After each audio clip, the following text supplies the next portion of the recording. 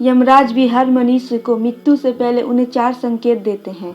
ज्ञानी जन उस संकेत को समझकर अपना परलोक सुधार लेते हैं, तो कुछ लोग इसे भी अनदेखा कर देते हैं।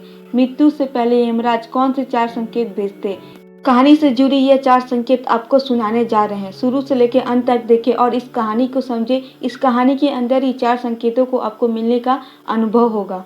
मृत्यु से पहले कैसे संकेत देते यमराज, आइए जानते हैं। एक समय की बात है, यमुना के किनारे अमृत नाम का व्यक्ति रहा करता था और वह यम देवता की ही दिन रात पूजा किया करता था, क्योंकि उसे अक्सर अपनी मौत का भय सताता रहता था।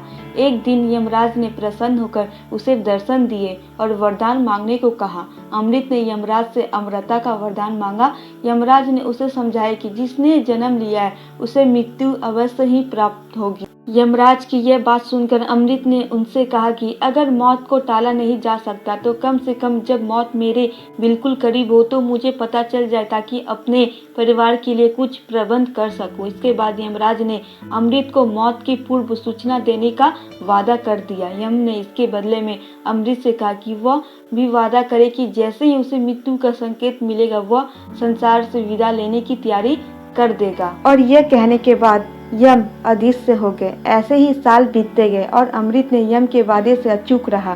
सारी साधना छोड़कर विलासितापूर्ण जीवन जीना शुरू कर दिया। मौत की अब उसे जरा भी चिंता नहीं होती। धीरे धीरे अमृत के बाल सफेद होने लगे।